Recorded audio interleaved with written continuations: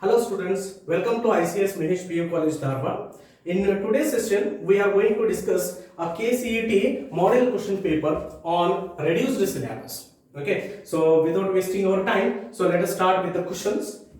See the first question. So here a soap bubble is given a negative charge, then its radius remains unchanged, decreases, increases, or nothing can be predicted. Okay, so here when you consider a soap bubble, so let us take this as a soap bubble, and this soap bubble is given the negative charges. So say for example all the negative charges are evenly distributed on the area. Okay, here we can go with the property of charges, that is like charges repel each other and unlike charges attract each other. So here as all the charges are negative, so there will be a outward force. Okay, there will be a outward force. Say for example earlier the radius of the soap bubble is r, then due to the outward force the size of the soap bubble has increased, then the radius has become r. Okay, then what has happened here? Due to the outward force there is an increase in the radius, so therefore we can choose the option its radius increases. Okay, so let us go with the second question. A charge q is placed at the center of the line joining the two charges q, that is equal charges. The system of the three charges will be in equilibrium. The system of the three charges will be in equilibrium if q is equal to. Now here we have to concentrate on the word equilibrium. Now what do you mean by equilibrium? Whenever the forces acting on the system, the net force acting on the system is equal to 0, then we say that a system is in equilibrium. Okay, now here we are placing a charge q here when the two charges are already present. What are those charges? So there is nothing but q. So these are equal charges. Let us take that condition. Here one charge is there. Okay, here another charge is there. So let us take these points as A and B. Okay, at A and B we are having two charges. So there is q and here it is q. Let us take the distance between them is r. Okay, this is r is the distance between them. Now we are placing one small charge q where? At the center. Okay, at the center. So let us take this the terminal as a C. Okay, then the distance from, so here it is charge q, the distance from A it will be r by 2. Okay, the distance from B, so this is also r by 2. Clear? Now what is the question here? We are placing the charge q here, so then the system will be in equilibrium. So then what will be the charge, what will be the value of this charge, that you have to find out. Now here let us go with that equilibrium condition. So the force acting on the charge B will be 0, the net force acting on the charge will be 0. So then FAB plus FBC is equal to 0. The net force on the net force acting on B, so that will be 0. Now when you are taking FAB, so it is K into, we know the Coulomb's force. Okay, F is equal to 1 by 4 pi epsilon into Q1 into Q2 divided by R square. Okay, so here charge is Q, here also charge is Q, it is Q into Q. Okay, this is Q into Q divided by the distance is R square. Okay, plus FBC, here the distance is R by 2, so then it is K into, here the charge is Q, so this is Q into Q divided by R by 2 whole square, this is equal to 0. Okay, now we can take common here, that is K into Q divided by R square, KQ by R square we can take common, so then here you left with the Q, and here R square by 2. Okay, so R square by 4, that 4 will come to the numerator, so this will become 4 small q is equal to 0. Correct? So now, so this is going to RHS, so that will become 0. So then this is q plus 4q is equal to 0, then minus q is equal to 4q, then we get the value of q, that is q is equal to minus q by 4. Okay, so this is the solution of this. So if we place minus q by 4 at C, then the system will be in equilibrium. Correct? Okay, so our option is B. Okay, now let us go with the third question. An electric dipole is placed at an angle 30 degree with an electric field intensity 2 into 10 raised to 5 Newton per coulomb. It experiences a torque equal to 4 Newton meter. The charge on the dipole, if the dipole length is 2 centimeter. Okay, so there are two concepts here. Okay, we can discuss that. So first, angle they have given. Okay, what is the angle? So theta is equal to 30 degree. Okay, and electric field intensity E is equal to 2 into 10 raised to 5. Okay, Newton per coulomb. And here the torque, it is 4 Newton meter. Okay, and dipole length, that is 2L length they have given, it is 2 centimeter. Correct? We know the formula, that is dipole moment P is equal to Q into 2L. Okay, another formula we are having, torque tau is equal to PE sin theta. Correct? Now here we have to calculate the charge. We want the charge. So charge is not present in torque. Charge is present here, but if you want to calculate this charge, we don't know what is P. So that's why by using this formula, calculate P first. So then P is equal to, okay, P is equal to tau divided by E sin theta. Okay, so what is tau? It is 4 divided by what is E? It is 2 into 10 raised to 5 into what is sin 30? Sin 30 is 1 by 2. Okay, sin 30 is 1 by 2. So here 2 and 2 get cancelled. You left with the 4 into 10 raised to minus 5. Okay, so here we got the value of P. Now we can put the value of P here. That is Q is equal to P divided by 2M. Okay, now what is the value of P? So P is 4 into 10 raised to minus 5 divided by, it is 2L. 2L length is how much? 2 centimeter. So this 2 centimeter is nothing but 2 into 10 raised to minus 2. Okay, now here 2 ones are, so this is 2 twos are. When this 2 raised to minus 2, 10 raised to minus 2, when it comes to numerator, it will become 10 raised to 2. Okay, ಹಾಗಾದ್ರೆ ಏನಾಯ್ತು? 2 into 10 raised to minus 3 ಆಯ್ತು. Okay, 10 raised to minus 3 ಅಂತಂದ್ರೆ ಏನು? Milli. Okay, so you will get 2 milli coulomb. ಅರ್ಥ ಆಯ್ತಾ?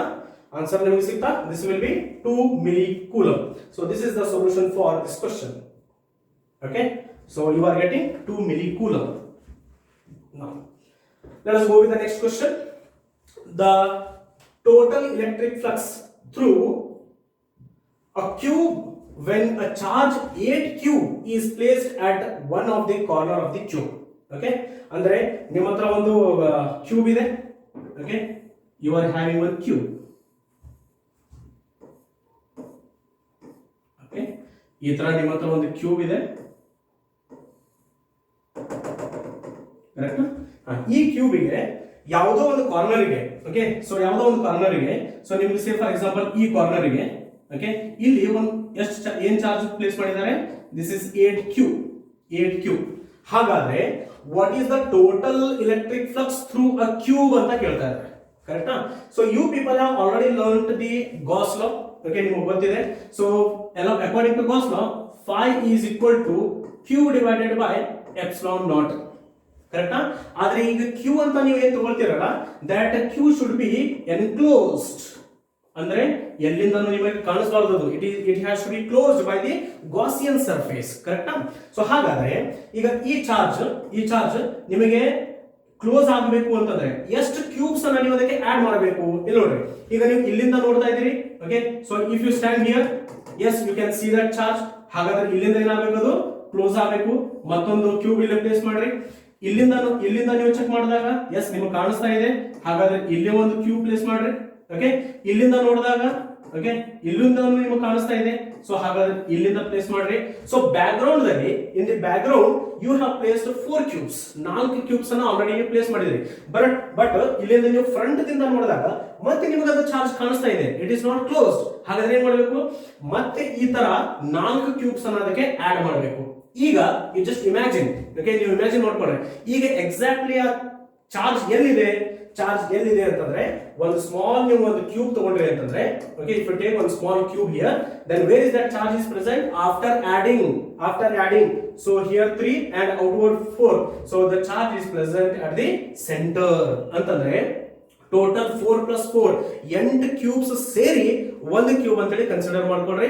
ಆವಾಗ charge exactly ಎಲ್ಲಿದೆ, it is present at the centre. So ನಾವು we can say that the charge is enclosed. Okay, now we can say that the charge is enclosed. ಹಾಗಾದ್ರೆ ಇದು charge is enclosed ಅಂತ ನೀವು ಹೇಳಿದ್ರೆ ಅಂತಂದ್ರೆ ಈಗ ಈ ಚಾರ್ಜ್ ಅನ್ನು ಎನ್ಕ್ಲೋಸ್ ಮಾಡಬೇಕಾದ್ರೆ ಎಷ್ಟು ಕ್ಯೂಬ್ಸ್ ಅನ್ನು ನೀವು ಆಡ್ ಮಾಡ್ಕೊಂಡ್ರೆ totally there are 8 cubes, 8 cubes ಇದಾವೆ. ಆದ್ರೆ ಆ 8 ಕ್ಯೂಬ್ಸ್ ನಲ್ಲಿ ಒರಿಜಿನಲ್ ಎಷ್ಟು ಒಂದೇ. ಹಾಗಾದ್ರೆ what is the total flux here, 5 is equal to q divided by it is 8 epsilon naught ಅಂತಂದ್ರೆ ಟೋಟಲ್ ಫ್ಲಕ್ಸ್ ದಲ್ಲಿ q by epsilon ದಲ್ಲಿ 1/8, ಓಕೆ 8ರಲ್ಲಿ 1 ಭಾಗ, ಓಕೆ ಅಷ್ಟು ನಿಮಗೆ ಫ್ಲಕ್ಸ್ ಇಲ್ಲಿ ಸಿಗ್ತಾ ಇದೆ. ಬಟ್ ಈಗ ಇವರು ಏನು ಹೇಳಿದ್ದಾರೆ, the charge value is 8q, charge value is 8q, but simple q ಅಂತ ಕೊಟ್ಟಿಲ್ಲ ಅವರು. ಹಾಗಾದ್ರೆ ನಮಗೆ q ವ್ಯಾಲ್ಯೂ ಎಷ್ಟು, it is 8q divided by 8 epsilon naught. ಹೌದಾ? So here 8 get cancel, you left with q divided by epsilon naught. The total flux due to the whole cube is q divided by epsilon naught. Okay, I hope it is clear for you. So this is your answer. Okay, so ನಿಮಗೆ simple ಆಗಿ ಕೆಲವೊಂದ್ಸಲ previous question papers ನೀವು refer ಮಾಡಿದ್ರೆ ಅಂತಂದ್ರೆ they have given only q ಅಷ್ಟೇ ಕೊಟ್ಟಿದ್ರು ಅಂತಂದ್ರೆ answer ಏನು ಬರಬೇಕು ನಿಮ್ಮದು, q divided by 8 epsilon naught. But here they have given 8q, so therefore your answer is q divided by epsilon naught. Okay, ಸ್ವಲ್ಪ ನೀವು ಕೇರ್ಫುಲ್ ಆಗಿರಬೇಕು. ಆಪ್ಷನ್ಸ್ ಅನ್ನ ಕ್ವೆಶ್ಚನ್ಸ್ ಅನ್ನ ರೀಡ್ ಮಾಡಬೇಕಾದ್ರೆ ಆಪ್ಷನ್ಸ್ ಅನ್ನ ಚೂಸ್ ಮಾಡಬೇಕಾದ್ರೆ. Okay, now coming to the next question. So here 6 microfarad capacitor is charged from 10 volts to 20 volts. Increase in energy will be. Okay, ನಿಮ್ಮ ಹತ್ರ ಒಂದು ಕೆಪಾಸಿಟರ್ ಇದೆ, ಆ ಕೆಪಾಸಿಟರ್ ಗೆ ನೀವು ಬ್ಯಾಟರಿನ ಕನೆಕ್ಟ್ ಮಾಡಿದಿರಿ. ಓಕೆ, ಫಸ್ಟ್ ಏನ್ ಮಾಡಿದಿರ ಅದನ್ನ, ಸೊ 10 ವೋಲ್ಟ್ ದಿಂದ ಚಾರ್ಜ್ ಮಾಡಿದ್ರಿ, ಆಮೇಲೆ ಅದನ್ನ 20 ವೋಲ್ಟ್ ದಿಂದ. So there is a difference in the voltages. Okay, so ಈ 10 ವೋಲ್ಟ್ ಅನ್ನ ನೀವು V1 ಅಂತ ತಗೊಳ್ರಿ. ಓಕೆ, ಈ 20 ವೋಲ್ಟ್ ಅನ್ನ ನೀವು ಬೇಕಾದ್ರೆ V2 ಅಂತ ತಗೊಳ್ರಿ. Okay, so what is the increase in the energy ಅಂತ ಕೇಳ್ತಾ ಇದ್ದಾರೆ. ಸೊ ನಾವು the energy stored in a capacitor is given by E is equal to half CV square. Okay, E is equal to half CV square. Ega according to this there are two different energies we are getting. So find the difference between the energies. So then it will be E2 minus E1 is equal to half C. Capacitor ಅಂತೂ ನೀವು change ಮಾಡ್ತಾ ಇಲ್ಲ, so capacitor is kept constant, so it is V2 square minus half V1 square. Clear?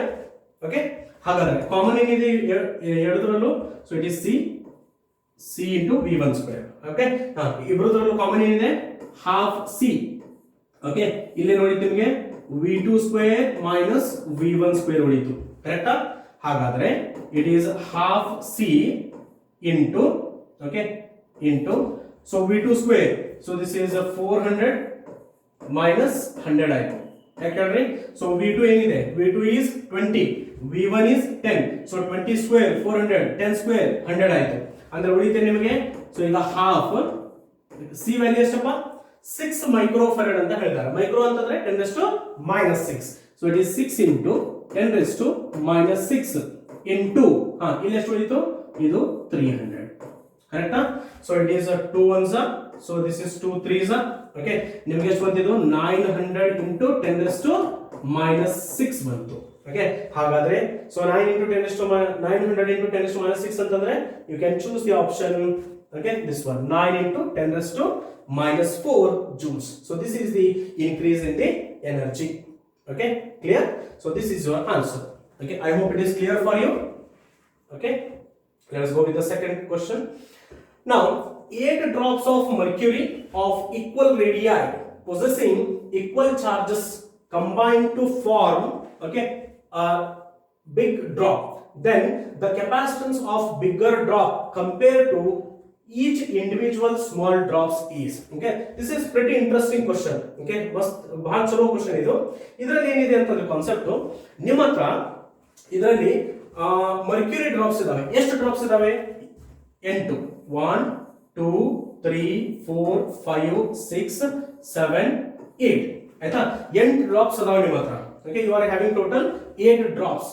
ಈಗ 8 drops ನೀವು mercury drops ಅನ್ನ ತಗೊಂಡಾಗ each drop is having its own radius. Okay, each drop is having its own radius. ಸಣ್ಣ ಅದರದ radius ಇದೆ. ಈಗ ಈ 8 drops ಅನ್ನ ನೀವು ಸೇರಿಸಿದ್ರೆ, ಕಂಬೈನ್ ಮಾಡಿದ್ರೆ ನಿಮಗೆ ಏನು ಸಿಗ್ತಾ ಇದೆ? ಅವಾಗ you are getting a big drop. ಹೌದಾ? You are getting a bigger drop. So big drop ಸಿಕ್ತು, ಅದರ ಜೊತೆ ರೇಡಿಯಸ್ ಏನಾಯ್ತು? ರೇಡಿಯಸ್ ಇನ್ಕ್ರೀಸ್ ಆಯ್ತು.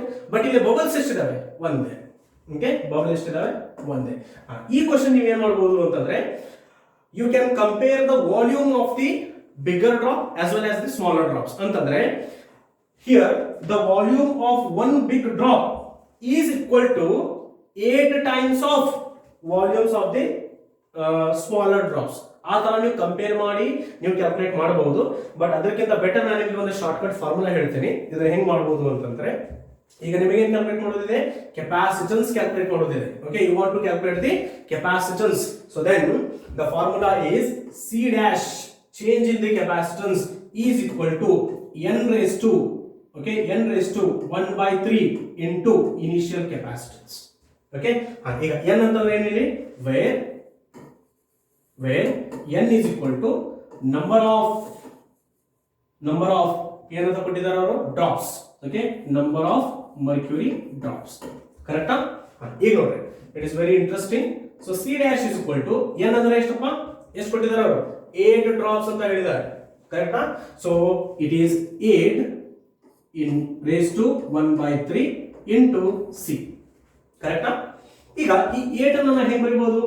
8 can be written as 2 raised to 3. ಕರೆಕ್ಟಾ? So 2 raised to 3 raised to 1 by 3 into C. Correct? ಹಾಗಾದ್ರೆ ಇಲ್ಲೇನಾಯ್ತು? 3 and this 3 get cancelled. Okay, so as 3 get cancelled, then you left with C dash is equal to 2 times of C. Note, hagadre what is your answer? It is 2 times. Correct? It is 2 times. So 8 drops anna ನೀವು ತಗೊಂಡೋಗಿ ಒಂದು big drop ಮಾಡಿದ್ರೆ ಅಂತಂದ್ರೆ, so what is the change in the capacitance? It will become 2 times of that. Okay, this is the shortcut method. So refer this. It is useful. Okay, let us go with this next question. Now here an uncharged capacitor is connected to a battery.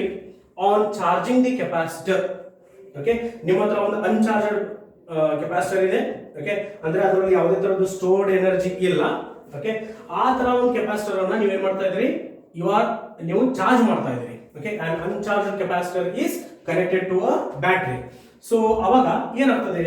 all the energy is supplied, okay, is stored in the capacitor. Half the energy is supplied.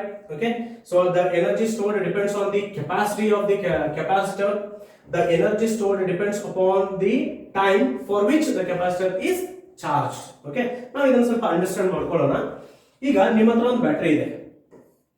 Okay, ಈ ಬ್ಯಾಟರಿಯನ್ನ ನೀವೇನ್ ಮಾಡಿದ್ರಿ? ಒಂದು ಕೆಪಾಸಿಟರ್ಗೆ connect ಮಾಡಿದ್ರಿ. Okay, you have connected to one capacitor. Correct? ಈಗ ಒಂದು condition ಏನ್ ಹೇಳ್ತದೆ ಅಂತಂದ್ರೆ, ideal condition does not exist. ಹೌದಾ? ಅಂದ್ರೆ ನೀವು ಯಾವುದಕ್ಕೂ ಒಂದು ಎನರ್ಜಿ 100% ಕೊಡ್ತಾ ಇದ್ದೀರಿ ಅಂತಂದ್ರೆ, ನಿಮ್ದು ಡಿವೈಸ್ ಸ್ಟೋರೇಜ್ ಎಲಿಮೆಂಟ್ ಏನಿರ್ತಾವಲ್ಲ 100% ಎನರ್ಜಿಯನ್ನು ಸ್ಟೋರ್ ಮಾಡೋದೇ ಇಲ್ಲ. Some of the energy will be getting wasted.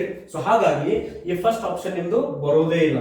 ಈಗ ಫಾರ್ ಎಕ್ಸಾಂಪಲ್ ನೀವು ಮೊಬೈಲ್ ಅನ್ನು ಚಾರ್ಜ್ ಮಾಡ್ತೀರಿ. ಮೊಬೈಲ್ ಚಾರ್ಜ್ ಮಾಡ್ಲಿಕ್ಕೆ ನೀವು ಚಾರ್ಜರ್ ಅನ್ನು ಕನೆಕ್ಟ್ ಮಾಡ್ಕೊಂಡಿರ್ತೀರಿ. ಓಕೆ, ಸೊ ಅದಕ್ಕೆ ನೀವು ಕಂಟಿನ್ಯೂಸ್ ಎನರ್ಜಿಯನ್ನು ಸಪ್ಲೈ ಕೊಡ್ತಿರ್ತೀರಿ. ಆ ಚಾರ್ಜರ್ ದಿಂದ ಎಷ್ಟು ಎನರ್ಜಿ ಸಪ್ಲೈ ಆಗಿರ್ತದಲ್ಲ ಅದು 100%. ಬಟ್ ಅದು ನಿಮ್ಮ ಮೊಬೈಲ್ ರಿಸೀವ್ ಮಾಡೋದು ಅದರದ್ದು 100% ಇರೋದಿಲ್ಲ. Some of the energy will be getting wasted. ಅದಕ್ಕೆ ಎಕ್ಸಾಂಪಲ್ ಹೆಂಗ್ ನೀವು ಹೇಳ್ಬೋದು ಅಂತಂದ್ರೆ, ನೀವು ಬೇಕಾದ್ರೆ ಚಾರ್ಜಿಂಗ್ ಇಟ್ಟಾಗ ಮೊಬೈಲ್ ಚಾರ್ಜರ್ ಟಚ್ ಮಾಡಿ ನೋಡ್ರಿ, ಅದು ಹೀಟ್ ಆಗಿರ್ತದೆ. ವೈರ್ ನೋಡ್ರಿ ಹೀಟ್ ಆಗಿರ್ತದೆ. ಎಲ್ಲಿ ಎಕ್ಸಾಕ್ಟ್ಲಿ ಚಾರ್ಜರ್ ಕನೆಕ್ಟ್ ಮಾಡ್ತೀರಿ ಅಲ್ಲಿ ಹೀಟ್ ಆಗಿರ್ತದೆ, ಮೊಬೈಲು ಹೀಟ್ ಆಗಿರ್ತದೆ. ಅಂದ್ರೆ ಆ ಹೀಟ್ ಎನರ್ಜಿ ಎಲ್ಲಿಂದ ಬರ್ತಾ ಇದೆ? It is coming from the supply. ಹಾಗಾದ್ರೆ ನೀವು 100% ಎನರ್ಜಿ ಕೊಡ್ತಾ ಇದ್ದೀರಿ ಅಂತಂದ್ರೆ some of the energy is getting wasted in the form of heat loss. Okay, ಈಗ let us coming to our question here. So the capacitor is uncharged. ನೀವು ಇದಕ್ಕೆ ಒಂದು supply battery ಕೊಡ್ತಾ ಇದ್ದೀರಿ V, ಕರೆಕ್ಟಾ? ಈಗ ಇದು ನಿಮ್ದು ಕೆಪಾಸಿಟರ್ ಇದೆ C, its capacitance is C and it is storing the energy, it is storing the charge Q ಅಂತ ಅನ್ಕೊಳ್ಳೋಣ. Okay, it is storing the charge Q. ಹಾಗಾದ್ರೆ how much energy is given by the battery ಅಂತ question ಕೇಳಿದ್ರೆ then it is Q into V. Okay, the energy given by the battery is Q into V. ಈಗ we know that, okay, we know that C is equal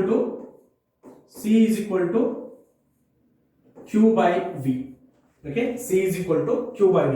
ಹಾಗಾದ್ರೆ Q is equal to ಏನಾಯ್ತು? CV ಆಯ್ತಾ? Okay, Q is equal to CV ಆಯ್ತು. So then I can replace this Q by C into V into V. So what is the energy given by the battery? It is CV square. ಎಷ್ಟು? CV square. ಆಯ್ತಾ? Energy given by the battery is equal to CV square. ಈಗ ನೀವು previous concepts ನಲ್ಲಿ already ಕಲ್ತಿದ್ದೀರಿ. What is the energy stored in the capacitor? Okay, what is the energy stored in the capacitor? Energy stored in the capacitor is equal to half CV square. ನೀವು already ಥಿಯರಿದಲ್ಲಿ ಕಲ್ತಿದ್ದೀರಿ ಅದನ್ನು. Okay, energy stored in the capacitor is half CV square. So ಈಗ ಇಲ್ಲಿ ನೋಡ್ರಿ, ಬ್ಯಾಟರಿದಿಂದ ಎಷ್ಟು energy ಕೊಟ್ಟಿದ್ದೀರಿ ನೀವು? CV square. But capacitor stored energy ಎಷ್ಟು ಬರ್ತಾ ಇದೆ ನಿಮಗೆ? Formula half CV square. ಹಾಗಾದ್ರೆ ಎಷ್ಟಾಯ್ತು? ಓಕೆ, ಎಷ್ಟು ಎನರ್ಜಿ ಸ್ಟೋರ್ ಮಾಡ್ಕೊಳ್ತಾ ಇದೆ ಅಂತ ನೀವು ನೋಡಿದ್ರೆ, so it is half of that. Okay, therefore we can choose the option half of the energy is stored. Okay, half the energy supplied is stored in the capacitor. Okay, now coming to the next question. The total capacity, okay, the total capacity of the system of capacitors shown in the adjoining figure between the 2 points A and B is, okay, here you are calculating the equivalent capacitance. Okay, here you are calculating the equivalent capacitance. ಈ ತರ problems ಗೆ ನಾನು ನಿಮಗೆ ಒಂದು simple method ಹೇಳ್ತೀನಿ ಹೆಂಗ್ ಮಾಡಬೇಕು ಅಂತ ಹೇಳಿ. ಒಂದು ಫಾರ್ಮುಲಾ ನೆನಪಿಟ್ಕೊಂಡ್ಬಿಡ್ರಿ. ಈಗ if two capacitors are connected in series, then CS is equal to what? C1 into C2 divided by C1 plus C2. Correct? ಈಗ let us go with condition both the capacitors are same ಅಂತಂದ್ರೆ C1 is equal to C2 is equal to C ಇದೆ ಅಂತ ಅನ್ಕೊಳ್ಳೋಣ. ಅಂದ್ರೆ ಎರಡು capacitors same ಇದೆ ಅಂತ ಅನ್ಕೊಳ್ಳೋಣ. ಹಾಗಾದ್ರೆ C into C ಏನಾಯ್ತು? C square. C plus C ಏನಾಯ್ತು? 2C. ಹಾಗಾದ್ರೆ ಇಲ್ಲಿ ಒಂದು C ಹೋಯ್ತು, ಇಲ್ಲಿ ಒಂದು C ಹೋಯ್ತು, ಉಳಿತೆ ನಿಮಗೆ C by 2. ಕರೆಕ್ಟಾ? ಓಕೆ, ಈಗ if two capacitors are connected in parallel, ಅವಾಗ ಏನ್ ಮಾಡ್ತೀರಿ? It is C1 plus C2. Correct? Again I will go with the same condition. If both the capacitors are same, okay, same ಇತ್ತು ಅಂತಂದ್ರೆ ಅಲ್ಲಿ ಏನಾಯ್ತು?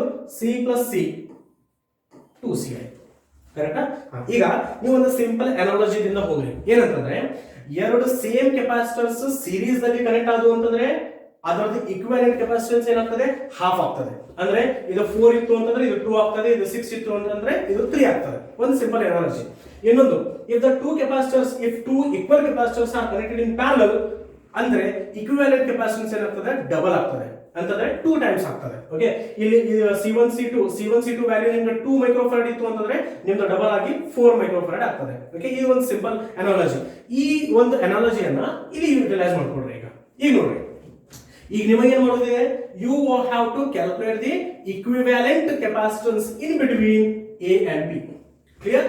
ಹಾಗಾದ್ರೆ ಇಲ್ಲಿ ನೋಡ್ರಿ, first start with here. How these two are connected? ನೋಡ್ರಿ, 2 microfarad how they are connected? They are connected in series. ಆಮೇಲೆ ಇಬ್ರದು value ನೋಡ್ರಿ, 2 ಮೈಕ್ರೋಫರಾಡ್ ಅಂದ್ರೆ ಕೆಪಾಸಿಟನ್ಸ್ ಸೇಮ್ ಆಯ್ತು. if two capacitors are connected in series, ಅದರ ವ್ಯಾಲ್ಯೂ ಏನು ಬರಬೇಕು? Half ಬರಬೇಕು. ಅಂದ್ರೆ ಇದು 2 ಇದೆ, ಇದು 2 ಇದೆ, ಇದರ ಈಕ್ವಿವೆಲೆಂಟ್ ಎಷ್ಟು ಬಂತಪ್ಪ? this will be 1 microfarad. Half ಬರಬೇಕು, ಕರೆಕ್ಟಾ? 2 ಏನಾಯ್ತು, ಹಾಫ್ ಆಯ್ತು, 1 ಮೈಕ್ರೋಫ್ಯಾರಡ್ ಸಿಕ್ತು. ಈಗ ಈ 1 ಮೈಕ್ರೋಫ್ಯಾರಡ್ ಹೆಂಗ್ ಕನೆಕ್ಟ್ ಆಗಿದೆ? ಈ ತರ ಕನೆಕ್ಟ್ ಆಗಿದೆ. ಇಲ್ಲಿ ನೋಡ್ರಿ, ಈ ತರ ಕನೆಕ್ಟ್ ಆಗಿದೆ. ಅಂದ್ರೆ ಅರ್ಥ ಏನು? ಈ ಕೆಪಾಸಿಟರ್ ಜೊತೆಗೆ, ಓಕೆ, ಈ ಕೆಪಾಸಿಟರ್ ಜೊತೆಗೆ ಇದು ಪ್ಯಾರಲಲ್ ಆಗಿ ಕನೆಕ್ಟ್ ಆಗಿದೆ. ಓಕೆ, ಯೂನ್ ವ್ಯಾಲ್ಯೂ ಎಷ್ಟು? ಯೂನ್ ವ್ಯಾಲ್ಯೂ ಎಷ್ಟು? ಯೂನ್ 1 ಮೈಕ್ರೋಫ್ಯಾರಡ್, ಯೂನ್ 1 microfarad, both are 1 microfarad. If two capacitors are connected in parallel, then ಅದರ ವ್ಯಾಲ್ಯೂ ಎಷ್ಟು ಬರಬೇಕು? ಡಬಲ್ ಅಂತಂದ್ರೆ 2 ಮೈಕ್ರೋಫ್ಯಾರಡ್. ಹೌದಾ? ಇದು 1 ಇದೆ, ಇದು 1 ಇದೆ, ಇದ್ರ ವ್ಯಾಲ್ಯೂ ಎಷ್ಟು ಬರಬೇಕು? 2 ಮೈಕ್ರೋಫ್ಯಾರಡ್. ಹಾಗಾದ್ರೆ ಇದು ಏನಾಯ್ತು ಈಗ? This will become 2 microfarad. ಹೌದಾ? ಈಗ ಹೆಂಗಾಯ್ತು ಇದು ಸರ್ಕ್ಯೂಟ್? ಇಷ್ಟೇ ಆಯ್ತು ನಿಮಗೆ. ಓಕೆ, ಸೊ ಇದು ಸರ್ಕ್ಯೂಟ್ ಇಷ್ಟೇ ಉಳಿತು ಈಗ, ಕರೆಕ್ಟಾ? ಈಗ ಈ capacitor how they are connected? They are connected in series. Okay, again 2 ಮತ್ತೆ 2 ಸೀರೀಸ್ ಅಲ್ಲಿ ಕನೆಕ್ಟ್ ಆಯ್ತು ಅಂತಂದ್ರೆ what is the value? Series ಆಯ್ತು ಅಂತಂದ್ರೆ ಹಾಫ್ ಆಫ್ ದಟ್, ಅಂದ್ರೆ 1 ಮೈಕ್ರೋಫ್ಯಾರಡ್ ಉಳಿತಾ. So here you have got ಇದರದು ಮತ್ತೆ ಇದರದು ವ್ಯಾಲ್ಯೂ ಎಷ್ಟು ಬಂತು? 1 ಮೈಕ್ರೋಫ್ಯಾರಡ್ ಆಯ್ತು. Okay, you will get 1 microfarad. Clear? ಈಗ ಈ 1 ಮೈಕ್ರೋಫ್ಯಾರಡ್ ಮತ್ತೆ 1 microfarad how they are connected? They are connected in parallel. So parallel ಇತ್ತು ಅಂತಂದ್ರೆ ಡಬಲ್ ಆಗಬೇಕಾ? So how much you will get? You will get 2 microfarad. That's it. Very simple it is. Okay, so ಇದೊಂದು analogy ಸ್ವಲ್ಪ ನೆನಪಿಟ್ಕೊಳ್ರಿ. So ನೆನಪಿಟ್ಕೊಂಡು ನೀವು ಮಾಡ್ತಾ ಹೋಗ್ರಿ. ಅಕಸ್ಮಾತ್ ಏನಾದ್ರು ಈ ತರ ಕೊಡ್ಲಾರ್ದೆ ಡಿಫ್ರೆಂಟ್ ಕೊಟ್ಟಿದ್ರೆ ಅವಾಗ ಏನ್ ಮಾಡ್ತೀರಿ? ಅವಾಗ ಒಂದೊಂದೇ ನೀವು ಸಾಲ್ವ್ ಮಾಡ್ತಾ ಹೋಗ್ಬೇಕು. ಸೀರೀಸ್ ಪ್ಯಾರಲಲ್ ಸಾಲ್ವ್ ಮಾಡ್ತಾ ಹೋಗ್ಬೇಕು. ಬಟ್ ಈ ತರ ಪ್ರಾಬ್ಲಮ್ಸ್ ನಲ್ಲಿ ಬಹಳ ಟೈಮ್ ಅನ್ನ ವೇಸ್ಟ್ ಮಾಡ್ಕೋಬೇಡ್ರಿ. ಸೊ ಸಿಂಪಲ್ ಆಗಿ ಈ ಅನಾಲಜಿ ಯೂಸ್ ಮಾಡ್ಕೊಂಡು ನೀವು ಸಾಲ್ವ್ ಮಾಡಿಬಿಡ್ರಿ. Okay, yes, I hope it is clear for you. Okay, so your answer is 2 microfarad. Okay, coming to the next one. So the alloys Constantan and manganese are used to make standard resistance because they have low resistivity, high resistivity, low temperature coefficient of resistance, and both B and C. Okay, ಈಗ ಈ question solve ಮಾಡಲಿಕ್ಕೆ ನಿಮಗೆ ಸ್ವಲ್ಪ practical knowledge ಇತ್ತು ಅಂತಂದ್ರೆ ಬಹಳ ಚಲೋ. So you have gone through with practicals in the laboratory. Okay, you might have gone through and you have used the resistance boxes. Okay, resistance box ನಲ್ಲಿ ಬಹಳಷ್ಟು ಕೀಸ್ ಇರ್ತಾವ ನಿಮಗೆ. ಅದರ ಒಳಗಡೆ ಏನ್ ಮಾಡಿರ್ತಾರೆ ಅಂತಂದ್ರೆ ಈ ಮ್ಯಾಗ್ನಿನ್ ಅಥವಾ ಕಾನ್ಸ್ಟಂಟನ್ ವೈರ್ಸ್ ಅನ್ನ ಏನ್ ಮಾಡಿರ್ತಾರೆ? ಉಂಡ್ ಮಾಡಿರ್ತಾರೆ. Okay, so here we are using the constantan or manganin wires to work as resistors. ಹೌದಾ? ಸೊ ರೆಸಿಸ್ಟರ್ಸ್ ಅಂತ ನಾವು ವರ್ಕ್ ಮಾಡಬೇಕು ಅಂತಂದ್ರೆ ಅದರದ ರೆಸಿಸ್ಟಿವಿಟಿ ಆಬ್ವಿಯಸ್ಲಿ ಏನಿರಬೇಕು? ಜಾಸ್ತಿನೇ ಇರಬೇಕು. ಓಕೆ, ಲೋ ರೆಸಿಸ್ಟಿವಿಟಿ ಇತ್ತು ಅಂತಂದ್ರೆ ನೀವು ಯೂಸ್ ಮಾಡಲಿಕ್ಕೆ ಬರುವುದಿಲ್ಲ, ನಿಮ್ದು ಪರ್ಪಸ್ ಸರ್ವ್ ಆಗುವುದಿಲ್ಲ. So therefore the resistivity should be very high. Okay, so ಹಾಗಾದ್ರೆ ಆಪ್ಷನ್ ಬಿ ಅಂತೂ ನಮಗೆ ಬೇಕೇ ಬೇಕು. ಬಟ್ ಅದ್ರ ಜೊತೆ ಇನ್ನೊಂದು ಪಾಯಿಂಟ್ ಏನಪ್ಪಾ ಅಂತಂದ್ರೆ, so here you might have learned alpha value. Okay, so that alpha value is nothing but temperature coefficient of resistance. Temperature coefficient of resistance. ಇಲ್ಲಿ ಏನು ಬರ್ತದೆ ಅಂತಂದ್ರೆ due to the change in the temperature in some of the materials the resistance will decrease and in some of the materials the resistance will increase. Okay, ಹಾಗಾದ್ರೆ ಯಾವ materials ನಲ್ಲಿ temperature ಅನ್ನ increase ಮಾಡಿದ್ರೆ resistance increase ಆಗ್ತದೆ, ಅಥವಾ temperature ಅನ್ನ decrease ಮಾಡಿದ್ರೆ resistance decrease ಆಗ್ತದಲ್ಲ, that types of materials are called as positive temperature coefficient of resistance. ಅಂದ್ರೆ ಆಲ್ಫಾ ಈಸ್ ಪಾಸಿಟಿವ್ ಅಂತ ಹೇಳ್ತೇವೆ ನಾವು. Alpha is positive. ಓಕೆ, ಈಗ ರಿವರ್ಸ್ ಆಯ್ತಪ್ಪ. ಸೊ ಟೆಂಪರೇಚರ್ ಇನ್ಕ್ರೀಸ್ ಆಯ್ತು, ರೆಸಿಸ್ಟೆನ್ಸ್ ಡಿಕ್ರೀಸ್ ಆಗ್ತಾ ಇದೆ. Okay, temperature increase ಆಯ್ತು but resistance decrease ಆಗ್ತಾ ಇದೆ. In these types of cases we say that alpha is negative. Okay, alpha is negative.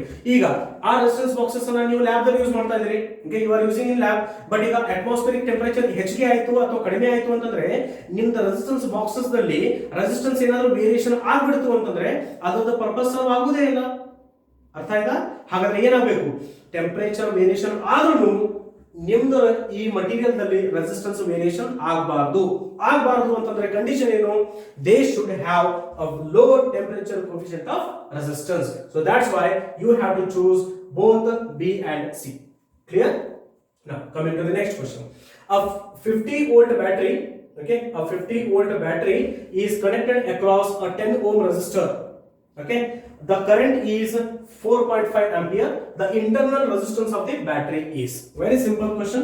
ನಿಮ್ಮ ಹತ್ರ ಒಂದು ಬ್ಯಾಟರಿ ಇದೆ, ಓಕೆ ಇದಕ್ಕೆ ನೀವೇನ್ ಮಾಡಿದ್ರಿ so battery voltage connected to 10 ohm resistor so external resistance ಒಂದಿದೆ so this is your E, R. This battery is having the internal resistance and external resistance is R. Its value is 10 ohm. Its value is 10 ohm. Okay? ಈ question ಗೆ ನಿಮಗೆ calculate ಮಾಡೋದಿದೆ ಈಗ current I is flowing, you have to calculate the internal resistance of a cell. So for this you can use the Ohm's law, that is I is equal to E divided by R, but ಇಲ್ಲಿ ಒಂದೇ resistor ಇಲ್ಲ ಎರಡು resistors ಇದಾವೆ, both are connected in series, so therefore you have to go for the formula I is equal to E divided by R plus R. Okay, ಈಗ ನಿಮಗೆ ಏನು ಬೇಕಾಗಿದೆ R ಬೇಕಾಗಿದೆ, so R plus R is equal to E divided by R. Okay, then R is equal to E by I minus R. Okay, E value ಎಷ್ಟಪ್ಪ 50 volt. Okay, divided by I value ಎಷ್ಟಿದೆ 4.5 ampere minus ಇದು 10. ಏನಾಯ್ತು ಇದು this will be 50 minus 45 divided by 4.5. Okay, so ಎಷ್ಟಾಯ್ತು ಇದು 5 divided by 4.5 ಆಯ್ತು 5 divided by 4.5, so you can go with the option 1.1 ohm. Clear? It is 1.1 ohm, right? This is the solution. Now let us go with this next question. It is based on Kirchhoff's current law. Okay, Kirchhoff's current law. ಈಗ ಈ Kirchhoff's current law ದಲ್ಲಿ ಹೆಂಗಿದೆ ನೋಡಿ concept. Here the current in the arm CD, ಇಲ್ಲಿ ಎಷ್ಟು current ಇದೆ ನೀವು ಹೇಳಬೇಕು ಆಯ್ತಾ. ಇಲ್ಲಿ ನೋಡಿ ಎಷ್ಟು ಕರೆಂಟ್ ಬರ್ತಾ ಇದೆ, here the current is I1. Okay, ಈ ಕರೆಂಟ್ ಇಲ್ಲಿ ಬಂದಾಗ when it is coming to this junction, that current is divided. ಹೆಂಗೆ, here it is I2 and here it is I1. ಕರೆಕ್ಟಾ? ಈಗ ಈ I2 ಕರೆಂಟ್ B ಹೋದ ಮೇಲೆ ಮತ್ತೆ ಸೇಮ್ ಬರ್ತಾ ಇದೆ. Okay, it is flowing in the same, so in series there will be no change in the current. ನಿಮಗೆ ಗೊತ್ತಿದೆ, so here it has got the branches. I2 ಹಿಂಗ್ ಹೋಯ್ತು, B ಹೋಗಿ ಮತ್ತೆ ವಾಪಸ್ ಬರ್ತಾ ಇದೆ. Here you have got I2. ಕರೆಕ್ಟಾ? ಈಗ I3 ಇಲ್ಲಿ ಬಂದು ಸೇಮ್ ಇದೆ, I3 ಇದೆ. So when it has coming to C, then it has got one node or junction. Okay, so we know that the sum of the currents entering the junction is equal to sum of the currents leaving the junction. ಹಾಗಾದ್ರೆ ಇಲ್ಲಿ ಈ current ಬಂದಾಗ ಏನಾಗಿರಬೇಕು, it should be I2 plus I3.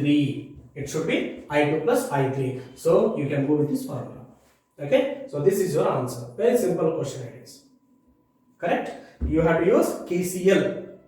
Now coming to the next question. So here the resistance of 1 ampere ammeter is 0.018 ohm.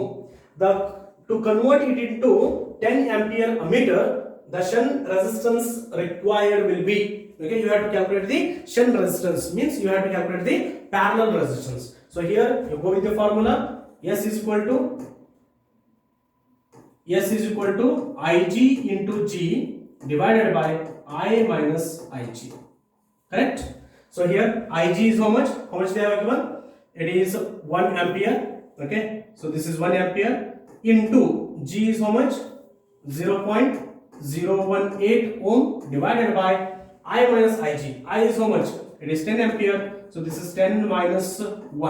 Okay, so 0.018 divided by 9. Okay, 9 ones are 9 twos are, ಹಾಗಾದ್ರೆ this should be your answer. Okay, it is 0.002 ohm. Okay, ಹಾಗಾದ್ರೆ shunt resistance what you are calculating, so its value should be 0.002 ohm. Okay, now so this is your answer. Now coming to the next one, the resistance of an ideal voltmeter is, okay, ideal voltmeter is, ಈಗ voltmeter ಅಂದ್ರೆ ಏನು, voltmeter it is a device which is used to measure the voltage, and always voltmeter is connected across the resistor. ಹೌದಾ, ಯಾವಾಗಲೂ across the resistor connect ಮಾಡ್ತೀವಿ. ಈಗ resistance ಇಲ್ಲ ಅಂತಂದ್ರೆ ನಿಮಗೆ ಪೊಟೆನ್ಷಿಯಲ್ ಡಿಫರೆನ್ಸ್ ಸಿಗೋದೇ ಇಲ್ಲ. Okay, there should be resistance. ಹಾಗಾದ್ರೆ ಇಲ್ಲಿ ನೀವು ಮಾತಾಡ್ತಾ ಇರೋದು ideal voltmeter. So ideal voltmeter ಗೆ ರೆಸಿಸ್ಟೆನ್ಸ್ ಯೂಶುವಲಿ ವೋಲ್ಟ್ಮೀಟರ್ ಗೆ ರೆಸಿಸ್ಟೆನ್ಸ್ ಬೇಕು. ಐಡಿಯಲ್ ವೋಲ್ಟ್ಮೀಟರ್ ಗೆ ಎಷ್ಟು ರೆಸಿಸ್ಟೆನ್ಸ್ ಬೇಕು, it should be infinite. Okay, so it should be infinite. Okay, ಅದೇ ನೀವು ಅಮೀಟರ್ ತಗೊಂಡ್ರೆ ಅಂತಂದ್ರೆ ಐಡಿಯಲ್ ಅಮೀಟರ್ ತಗೊಂಡ್ರೆ ಅಂತಂದ್ರೆ ರೆಸಿಸ್ಟೆನ್ಸ್ ಶುಡ್ ಬಿ 0. ಯಾಕಂತಂದ್ರೆ always current flows in the path where the current is minimum. ಹಾಗಾದ್ರೆ ಅಮೀಟರ್ ನೀವು ತಗೊಂಡ್ರೆ ಅಂತಂದ್ರೆ the resistance will be 0, but for ideal voltmeter the resistance will be infinite. correct? Okay, now coming to the next question.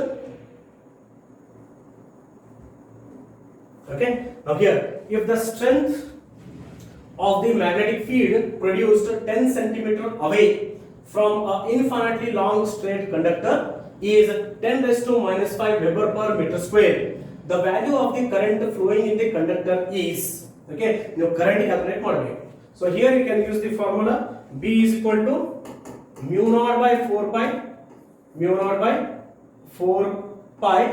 into 2I mu naught by 4 pi. Okay, so one Nimish, B is equal to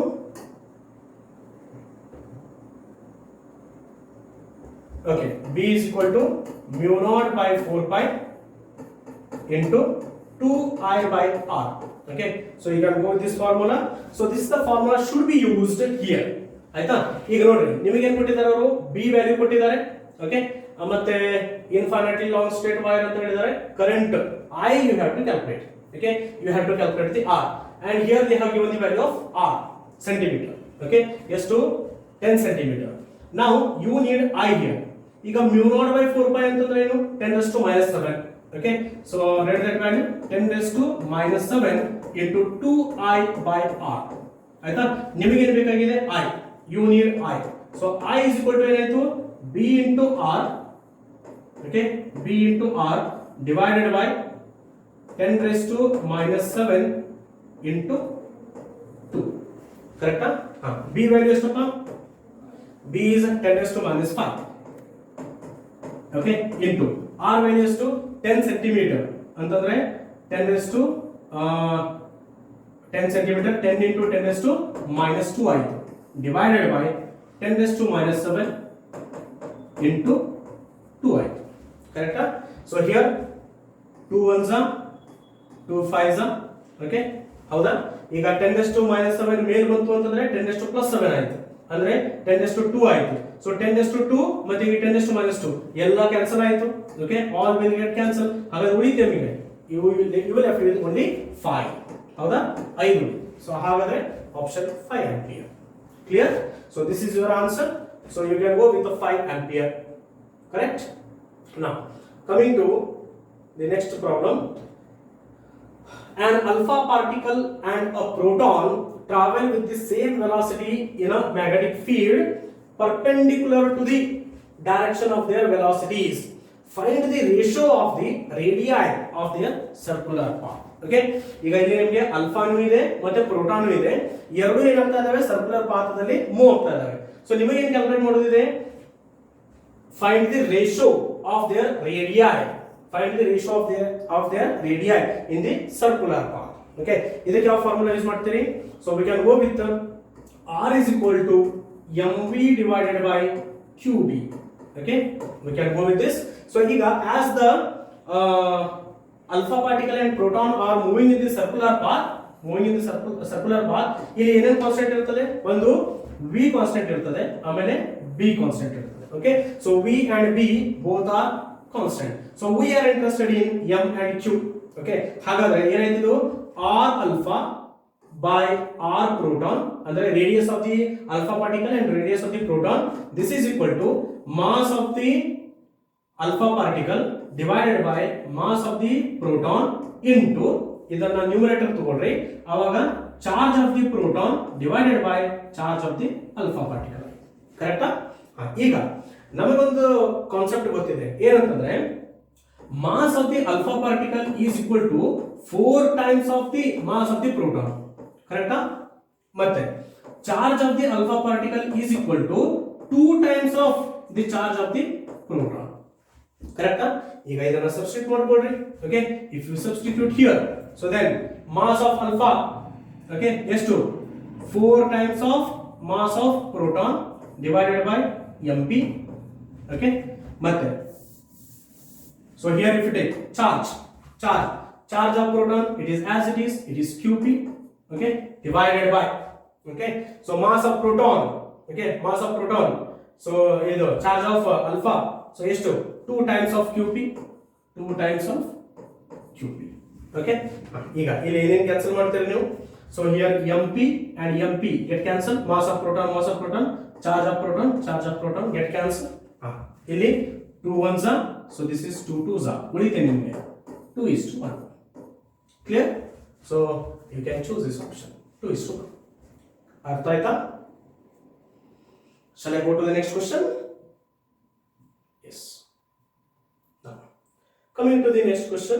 So here, a rectangular loop carrying a current I is situated near a long straight wire such that the wire is parallel to one of the sides of the loop and is in the plane of the loop. If steady current I is established in a wire as shown in the figure, the loop will. Okay, so here you can see one rectangular loop. ಹೌದಾ, ಇಲ್ಲಿ ನಿಮಗೆ rectangular loop ಇದೆ, ಅದಕ್ಕೆ exactly parallel ಆಗಿ ಇನ್ನೊಂದು wire ಇಟ್ಟಿದೆ ನಾವು. Okay, ಅದರಲ್ಲಿ ಎಷ್ಟು ಕರೆಂಟ್ ಫ್ಲೋ ಆಗ್ತಾ ಇದೆ? This is your I. Okay, current I. ಇಲ್ಲಿ ಯಾವ ಕಾನ್ಸೆಪ್ಟ್ ಅನ್ನು ಯೂಸ್ ಮಾಡ್ಕೊಂಡು ಹೋಗ್ತೀರಿ? ಈಗ ನೋಡ್ರಿ, if you observe it properly, okay, if you observe it properly, so what you are getting here, ಇಲ್ಲಿ ಕರೆಂಟ್ ಈ ಡೈರೆಕ್ಷನ್ ನಲ್ಲಿ ಇದೆ, ಇಲ್ಲಿಯೂ ಕರೆಂಟ್ ಈ ಡೈರೆಕ್ಷನ್ ನಲ್ಲಿ ಇದೆ. ಅಂದ್ರೆ ಅರ್ಥ ಏನು? Current is flowing in the same direction. Here the current is flowing in the same direction. If the current is flowing in the two parallel conductors in the same direction, then both the conductors will attract each other. ಹಾಗಾದ್ರೆ ಇಲ್ಲಿ ಯಾವ ತರದ force ಆಗಬೇಕು? Attraction. ಕರೆಕ್ಟಾ? ಈಗ exactly opposite ನೀವು ನೋಡಿದ್ರೆ ಅಂತಂದ್ರೆ, here the current is flowing in the opposite direction compared to this. Okay, so here the forces, here the direction of the current is opposite. If the current is flowing in the opposite direction, then both the conductors will repel each other. ಅಂದ್ರೆ ಈ parallel conductor ಜೊತೆಗೆ ಇದು ಏನಾಗ್ತಾ ಇದೆ? Repel ಆಗ್ತಾ ಇದೆ. Okay, so there will be a repulsion. Now coming to these, okay, upper and bottom loops. So if you take, so here the force will be, okay, equal and opposite to each other, so that doesn't come into action here. So that will be balanced and it will become zero. ಈಗ ನಮಗೆ main ಬೇಕಾಗಿರೋದೇನು? ಒಂದು attraction, ಇನ್ನೊಂದು repulsion. ಹಾಗಾದ್ರೆ ಈ loop ಏನಾಗ್ತದೆ ಅಂತ ಕೇಳ್ತಾ ಇದ್ದಾರೆ ಅವರು. rotating about an axis parallel to the wire, move away from the wire, move towards the wire, ಅಥವಾ remains stationary ಅಂತ ಹೇಳಿ. ಈಗ ಈ ತರ ಏನಾದರೂ ಬ್ಯಾಲೆನ್ಸ್ ಆಗಿತ್ತು ಎಲ್ಲಾ ಕಡೆ ಅಂತಂದ್ರೆ, ಓಕೆ, ಏನಾಗ್ತಿತ್ತು ಅಲ್ಲಿ? it would have remain stationary.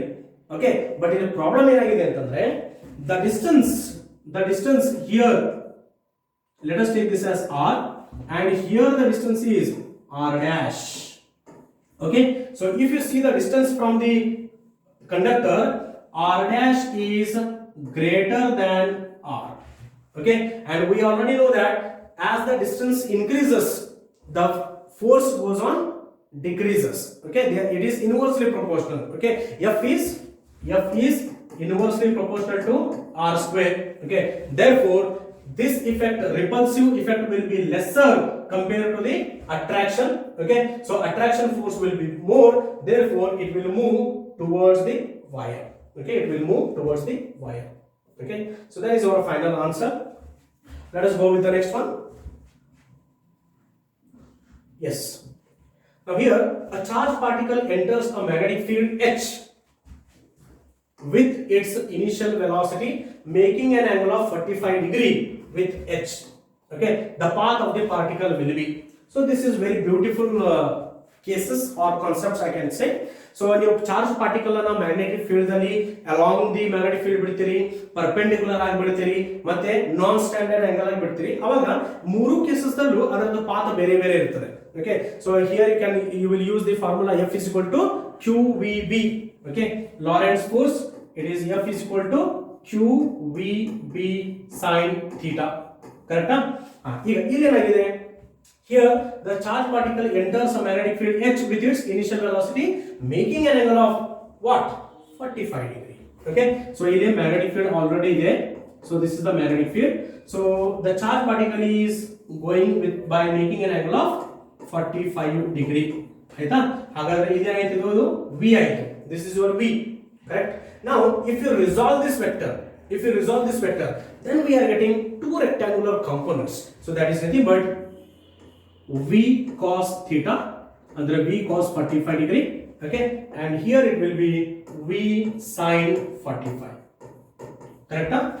Aita? What is the angle between these two forces. Okay, V cos 45 ಮತ್ತೆ ಬಿ ಎರಡು ಆಂಗಲ್ 0 ಆಯ್ತು.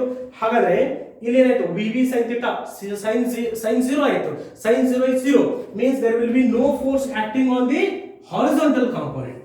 Okay, no force is acting on the horizontal component, it will remain same. But vertical component ಏನಾಯ್ತು, sin 45 ಇದೆ. So some force is dragging in this direction. Okay, ಅಕಸ್ಮಾತ್ ಇದು ಏನಾದರೂ ಇತ್ತು ಅಂತಂದ್ರೆ ಒಂದೇ ಡೈರೆಕ್ಷನ್ ಅಲ್ಲಿ ಹೋಗ್ಬಿಡ್ತಿತ್ತು. But this is dragging. ಹಾಗಾದ್ರೆ ಅವಾಗ ಏನಾಗ್ತದೆ ಅಂತಂದ್ರೆ due to the difference in the forces, okay, exerted on the charge particle, then this charge particle will move in the helical path. Okay, it will move in the helical path. So therefore we go with this option, helix. Correct? Okay, so your final answer is helix. It will move in the helical path. ಅದೇ perpendicular ಆಗಿತ್ತು ಅಂತಂದ್ರೆ circle. Okay, ಅದೇ 0 degree ಇತ್ತು ಅಂತಂದ್ರೆ straight line. Okay, now coming to the next question. Two concentric circular coils of 10 turns. Okay, so 10 turns each are situated in the same plane. Their radii are 20 and 40 centimeter. Okay, and they carry respectively 0.2 and 0.3 ampere current in the opposite direction. This is very important. Okay, it is opposite direction. The magnetic field in Weber per meter square at the center is. Okay, ಈಗ ಒಂದು concept ಏನಂತಂದ್ರೆ ಈಗ ಇಲ್ಲಿ ಏನಿದೆ concept ಅಂತಂದ್ರೆ there are two circular loops here and in both the circular loops current is flowing in the opposite direction. When the current is flowing in the opposite direction, the direction of the field will be opposite. Therefore the net magnetic field will be B is equal to B1 minus B2. Okay, the net magnetic field will be B1 minus B2. ಹಾಗಾದ್ರೆ what is B1 and what is B2? B1 will be mu naught by 4 pi into 2 pi n into I divided by R. ಇಲ್ಲಿ number of turns change ಆಗಿದೆ, so I will take this as N1 I1 R1. Okay, ಅದೇ ತರ B2 is equal to mu naught by 4 pi into 2 pi n2 I2 divided by R. ಕರೆಕ್ಟಾ? ಈಗ ನಮಗೆ ಬೇಕು net magnetic field ಬೇಕು, B net. So B net is equal to, okay, B net is equal to B1 minus B2. So this is mu naught by 4 pi into 2 pi n1 I1 divided by R1 minus mu naught by 4 pi. Okay, so 2 pi into n2 I2 divided by R2. ಕರೆಕ್ಟಾ? ಈಗ ನೋಡಿ, what is common in both? ಒಂದು mu naught by 4 pi is common, take it outside. mu naught by 4 pi is common. ಮತ್ತೇನು common ಇದೆ? 2 pi common ಇದೆ, ಅದನ್ನು ಹೊರಗಡೆ ತಗೊಳ್ರಿ. ಆಮೇಲೆ ನಂಬರ್ ಆಫ್ ಟರ್ನ್ಸ್ ಏನು ಹೇಳಿದ್ದಾರೆ? 10 ಟರ್ನ್ಸ್ ಇನ್ ಈಚ್ ಅಂತ ಹೇಳಿದ್ದಾರೆ. ಹಾಗಾದ್ರೆ n1 ಮತ್ತೆ n2, okay, n1 is equal to n2 is equal to 10 turns, ಅದನ್ನು ವರ್ಕ್ ಮಾಡ್ಬಿಡ್ರಿ, into 10 ಆಯಿತು. ಅಂದ್ರೆ ಉಳಿತೆ ನಿಮಗೆ you left with I1 by R1. Okay, so shall I take the values here directly? I1 value is 2, I1 is 0.2 ಬರೀರಿ. R1 value is 2, 20 centimeter, ಅಂದ್ರೆ ಇದು 0.2 ಆಯಿತು, convert to metre. ಮತ್ತು ಇಲ್ಲಿ I2 ಎಷ್ಟಿದೆ? 0.3 divided by 40 centimeter, 0.4. ಹೌದಾ? ಇಲ್ಲಿ ನೋಡಿ 2 pi ಮತ್ತೆ 4 pi, 2 pi 1s 2 pi 2s ಆಯಿತು, ಕರೆಕ್ಟಾ? 2 1s 2 5s ಆಯಿತು, ಅಂದ್ರೆ ಉಳಿತೆ ನಿಮಗೆ 5 mu naught. Okay, 5 mu naught you left. ಇಲ್ಲೇನಾಯ್ತು? 0.2 divided by 0.2 minus 0.3 divided by 0.4. ಇದನ್ನ ನೀವು LCM ತಗೊಂಡು ಕ್ಯಾಲ್ಕುಲೇಟ್ ಮಾಡಿದ್ರೆ yes you will get 1/4. ಹೌದಾ? you will get 1/4. 1/4 ಅಂತಂದ್ರೆ 5 mu naught divided by 4. Do we have the option? Yes. See, option D is our answer. Clear? So 5 mu naught divided by 4. Easy ಇದೆ. ಇಲ್ಲಿ condition ಏನೇನು ಇರಬೇಕು ಅಂತಂದ್ರೆ if the current is flowing in the opposite direction, the net magnetic field will be B1 minus B2. If the current is flowing in the same direction, then it will be B1 plus B2. Okay? Yes, so this is our final answer, that is fourth one. Let us go with the next one. An iron rod of length L and magnetic moment M is bent in the form of a semicircle. Okay, now its magnetic moment will be, correct? So this is pretty interesting question. Okay, ಏನು ಹೇಳ್ತಾ ಇದ್ದಾರೆ ಇಲ್ಲಿ ನಿಮ್ಮ ಹತ್ರ ಒಂದು magnet ಇದೆ. Okay, so you are having one magnet. ಇದರದ length ಎಷ್ಟು? L. ಆಮೇಲೆ ಇದರದ ಮ್ಯಾಗ್ನೆಟಿಕ್ ಮೂಮೆಂಟ್ ಎಷ್ಟು? M. ಕರೆಕ್ಟಾ? ಈಗ ಇದೇ ಬಾರ್ ಮ್ಯಾಗ್ನೆಟ್ ಅನ್ನ ನೀವು ಬೆಂಡ್ ಮಾಡಿ ಸೆಮಿ ಸರ್ಕಲ್ ಮಾಡ್ತಾ ಇದ್ದೀರಿ. Okay, you are converting it to semi circle. ಆಯ್ತಾ? ಹಿಂಗಾಯ್ತು. ಅವಾಗ if you bend it, so magnetic moment ಏನ್ ಚೇಂಜ್ ಆಗ್ತದೆ ಅಂತ ಕೇಳ್ತಾ ಇದ್ದಾರೆ. ಸೊ ಇಲ್ಲಿಂದ ಇಲ್ಲಿಗೆ ಇದು ಲೆಂತ್ ಏನಿದೆ? L ಇದೆ. ಆದ್ರೆ as it is semi circle, then the distance will be 2r. ಹೌದಾ? Distance will be 2r. ಈಗ ಇದಕ್ಕೆ ಮ್ಯಾಗ್ನೆಟಿಕ್ ಮೂಮೆಂಟ್ ಬರ್ತದೆ ಅಂತ ಹೆಂಗೆ ಬರೀತೀರಿ? m is equal to m into l ಅಂತ ಅನ್ಕೊಳ್ಳೋಣ. Okay, m is equal to m into l. So where m is the magnitude of charge here. Okay, ಆಮೇಲೆ l ಅಂತಂದ್ರೆ total length. ಈಗ l is equal to ಏನಾಗಿದೆ? 2r ಆಗಿದೆ. ಹೌದಾ? ಈಗ ನನಗೆ ಬೇಕೀಗ change in magnetic moment after bending. Okay, so ಅವಾಗ ಏನಾಯ್ತು? It is m into 2r ಆಯ್ತು. ಸೊ m ಡ್ಯಾಶ್ ಬೇಕು ನನಗೀಗ. ಈ m ಡ್ಯಾಶ್ ಬೇಕು ಅಂತಂದ್ರೆ 2r ಆಯ್ತು. But I don't know what is the value of r. ಹೌದಾ? ಈಗ r ವ್ಯಾಲ್ಯೂ ನನಗೆ ಬೇಕು ಅಂತಂದ್ರೆ ಈಗ l is equal to ಎಷ್ಟಾಯ್ತು ಇದು? L is equal to, it is the half of the circumference. Okay, half of the circumference ಅಂತಂದ್ರೆ L is equal to total circumference 2 pi r by 2 ಅಂತಂದ್ರೆ L is equal to ಏನಾಯ್ತು? pi r ಆಯ್ತು. Then what is r? R is equal to L by pi. Did we get the value of r? Now put it here.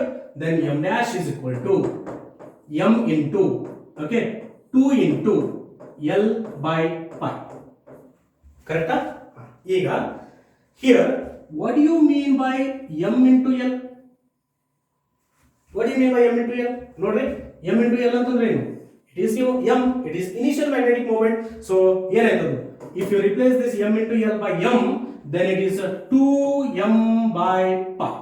This is the new magnetic moment what we are getting after bending into semicircle. Okay, I hope it is clear. ಅರ್ಥ ಆಯ್ತಾ? So your option is 2m by pi. Let us go with the next question. Alright. So here the angle between the magnetic meridian and the geographical meridian is called as the angle between the magnetic meridian and geographic meridian. So this is very simple question. So ನಿಮಗೆ ಗೊತ್ತಿದೆ, Earth is having the poles here, North Pole and South Pole, but the North Pole and South Pole what we are considering today, so they are nothing but the magnetic north and magnetic south. But actually the geography, according to the geographical medium, so here we are getting, okay, this is magnetic north and magnetic south, and here it is geographical north and this is geographical south. ಇಲ್ಲಿ ನಿಮಗೆ angle ಸಿಗ್ತಾ ಇದೆ, there is an angle difference, so that is 11.3 degree almost. Okay, so 11.3 degree ನಿಮಗೆ ಸಿಗ್ತಾ ಇದೆ angle. So this is nothing but the difference in the magnetic meridian and geographical meridian. So that difference is called as angle of declination. It is called as angle of declination. Okay, yes. Coming to the next one. The time period of a freely suspended magnet is 4 seconds. The time period of a freely suspended magnet is 4 seconds. Okay, if it is broken in length into equal parts, okay, one part is suspended in the same way, then its a time period will be. ಅಂದ್ರೆ ನಿಮ್ಮ ಹತ್ರ ಒಂದು magnet ಇದೆ. Okay, you are having one magnet. Okay, you are having one magnet. So ಇದನ್ನ ನೀವು suspend ಮಾಡಿದ್ರಿ, freely suspend ಮಾಡಿದಾಗ ಇದರದ time period ಎಷ್ಟು ಬರ್ತಾ ಇದೆ? 4 seconds. Okay, you are getting 4 seconds of time. ಈಗ ನೀವು ಇದನ್ನ ಮಾಡಿದ್ರಿ, ಬ್ರೇಕ್ ಮಾಡಿದ್ರಿ, ಈಕ್ವಲ್ ಪಾರ್ಟ್ ಮಾಡಿದ್ರಿ. So when you have broken into two equal parts, then one piece is suspended, then we are getting some different time period. So what is that time period ಅಂತ ಕೇಳ್ತಾ ಇದ್ದಾರೆ. ಕರೆಕ್ಟಾ? ಈಗ ಇಲ್ಲಿ here you have to use the formula T is equal to 2 pi into root of I by mb. This is the formula what we are using. Time period of a oscillating magnet we can say. Okay, it is T is equal to 2 pi into root of I by mb. ಇಲ್ಲಿ I ಅಂತಂದ್ರೆ ಏನು? I is moment of inertia. Okay, m ಅಂತಂದ್ರೆ magnetic moment, b ಅಂತಂದ್ರೆ magnetic field. Okay, ಈಗ whenever we break the magnet, there will be no change in the pole strength. There will be no change in the pole strength, but there is a change in the length. Change ಆಯ್ತು. Length total length ಇದೆ ಎಷ್ಟಾಯ್ತು? Half ಆಯ್ತು. Okay, ಇಲ್ಲಿ ನೋಡ್ರಿ magnetic moment ಹೆಂಗೆ change ಆಗ್ತದೆ. So m is equal to, okay, let us go with m into l. This is initial magnetic moment. ಆಯ್ತಾ?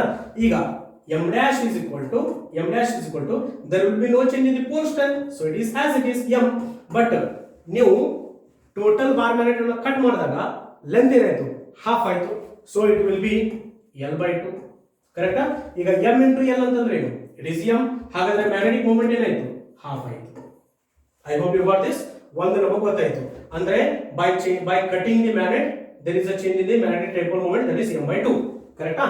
ಈಗ next, what is the change in the moment of inertia? Is there any change ಅಂತ ನಾವು check ಮಾಡಿದಾಗ, what is this magnetic what is this magnet here? It is a bar magnet. ಹೌದಾ? It is a bar magnet. So bar magnet ಅಂತಂದ್ರೆ it is nothing but iron rod. You can consider it with iron rod. So iron rod ಗೆ moment of inertia ಎಷ್ಟಿರ್ತದೆ? I is equal to ml square by 12. ಹೌದಾ? moment of inertia for the rod is ml square by 12. ಹಾಗಾದ್ರೆ ಈಗ ನೀವು cut ಮಾಡೋದ್ರಿಂದ moment of inertia ಏನಾದರೂ change ಆಯ್ತಾ ಅಂತ ನೀವು ಚೆಕ್ ಮಾಡಿದ್ರೆ, okay, so then we are getting I dash is equal to m ಇದ್ದಿದ್ದೇನಾಯ್ತು ಇಲ್ಲಿ, ಇದನ್ನ m ಕ್ಯಾಪಿಟಲ್ m ಅಂತ ಬರ್ಕೊಳ್ತೀನಿ. m ಇದ್ದಿದ್ದೇನಾಯ್ತು? m/2 ಆಯ್ತು. ನೋಡ್ರಿ, ಇಟ್ ಈಸ್ m/2. ಕರೆಕ್ಟಾ? l ಏನಾಗಬೇಕು? ಹಾಫ್, ಅಂದ್ರೆ it is l square by 4 ಆಯ್ತು. ಓಕೆ, ಇಂಟು ಇದು 12 as it is. ಇದು 12 as it is. ಓಕೆ, ಈಗ what is ml square by 12? what is ml square by 12? ನೋಡ್ರಿ, ml square by 12 ಅಂದ್ರೆ ಏನು? I. ಹಾಗಾದ್ರೆ ಇದು I ಉಳಿತು. ಡಿನಾಮಿನೇಟರ್ ದಲ್ಲಿ ಏನು ಉಳಿದಿದೆ? 2 into 4, it is 8. ಅಂದ್ರೆ moment of inertia ನು ಚೇಂಜ್ ಆಯ್ತು. ಎಷ್ಟು ಚೇಂಜ್ ಆಯ್ತು? It is 1/8 of the total moment of inertia. I has changed. ಹಾಗಾದ್ರೆ ಈಗ m ನು ಚೇಂಜ್ ಆಯ್ತು, ಇದು I ನು ಚೇಂಜ್ ಆಯ್ತು ಅಂತಂದ್ರೆ obviously time period ಚೇಂಜ್ ಆಗಿರಲೇಬೇಕು. So then t dash is equal to 2 pi into root of I ಇದೇನಾಯ್ತು? I dash divided by m ಇದ್ದು m dash into b. But there will be no change in the magnetic field. ಯಾಕೆ? pole strength remains same. ಈಗ 2 pi into I dash ಅಂದ್ರೆ ಎಷ್ಟು? I by 8. ಅದನ್ನ ಇಲ್ಲಿ ಬರ್ಕೊಳ್ತೀನಿ. m dash ಅಂತಂದ್ರೆ m/2. So ಇಲ್ಲಿ m ಬರ್ಕೊಳ್ತೇನೆ, ಇದು 2 ನ್ಯೂಮರೇಟರ್ ತಗೊಳ್ತೇನೆ. ಓಕೆ, ಆಮೇಲೆ b as it is. ಕರೆಕ್ಟಾ? So here this is 2 ones, this is 2 4s. ಕರೆಕ್ಟಾ? ಈಗ I by mb, root of I by mb ಅಂದ್ರೆ ಏನು? is that t? ಕರೆಕ್ಟಾ? ಇಲ್ಲಿ ರೂಟ್ ಒಳಗಡೆ 4 ಇದೆ, ಅದನ್ನು ಹೊರಗಡೆ ತಗೊಂಡು ಬರ್ರಿ. ಎಷ್ಟಾಯ್ತು? 2 ಆಯ್ತು. So then what is t dash is equal to t by 2. t dash is equal to t by 2. ಅಂದ್ರೆ ಮೀನಿಂಗ್ ಏನು? ಸೊ ಟೈಮ್ ಪೀರಿಯಡ್ ಏನಾಗಬೇಕು? it should be half ಅಂತಂದ್ರೆ ಎಷ್ಟು? it is 2 seconds. I hope it is clear. Okay, now coming to, it is shifted. Answer is 2 seconds. It is shifted. Okay, so now coming to your next question. The magnetic flux linked with a coil in Weber's is given by the equations. Phi is equal to 3t square plus 4t plus 9. Then magnitude of induced EMF at t is equal to 2 seconds will be. ನಮಗೆ flux ಕೊಟ್ಟಿದ್ದಾರೆ, ಆಮೇಲೆ time ಕೊಟ್ಟಿದ್ದಾರೆ, magnitude of induced EMF ಕೇಳ್ತಾ ಇದ್ದಾರೆ. Okay, so induced EMF E is equal to what? We know the formula. E is equal to d phi by dt. ಹೌದಾ? Induced EMF E is equal to d phi by dt.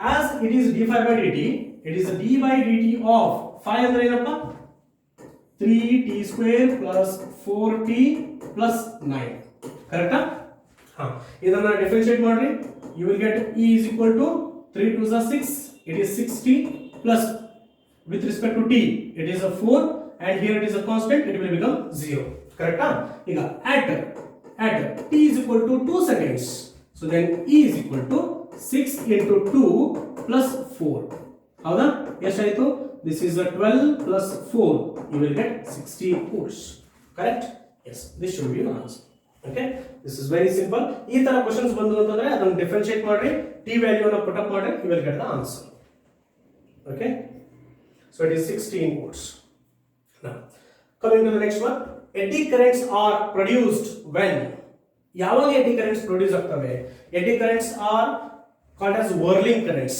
ಹೌದಾ so they are produced when a metal is kept in varying magnetic field, a metal is kept in the steady magnetic field, a circular coil is placed in magnetic field through a circular coil okay so ಇಲ್ಲಿ option ಏನಪ್ಪಾ ಅಂತಂದ್ರೆ eddy currents are the whirling currents so they are produced whenever there is a change in the magnetic field so therefore we can go with the option metal is kept in the varying magnetic field so when you are having a steady magnetic field then there will be no change in the EMF so therefore there will be no production of the eddy currents okay now coming to the next one so here a transformer connected to 220 volt line shows an output of 2 ampere at 11,000 volt.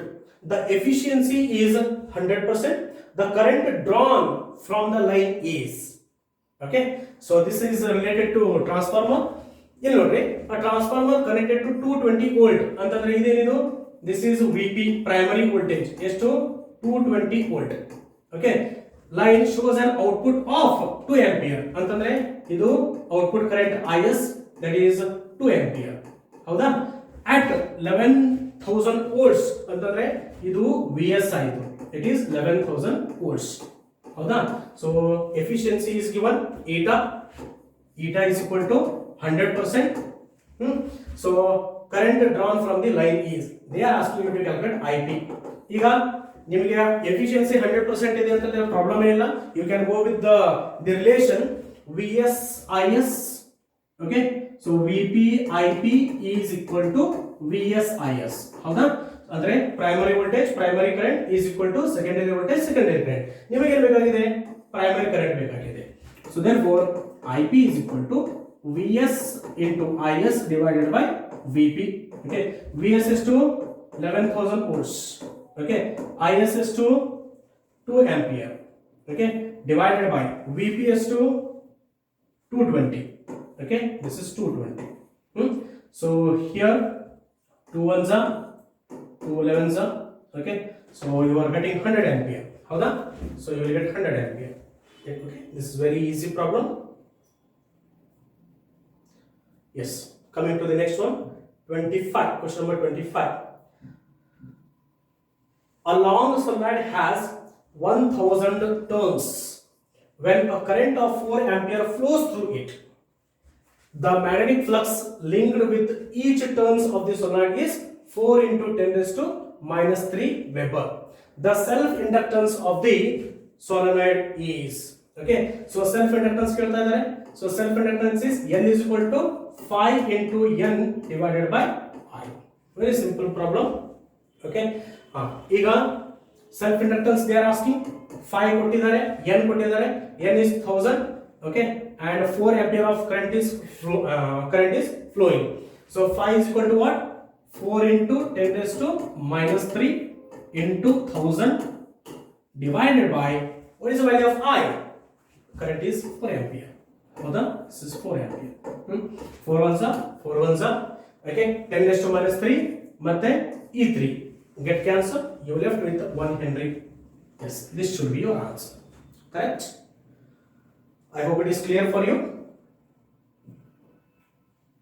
okay answer is 1 Henry now coming to the next one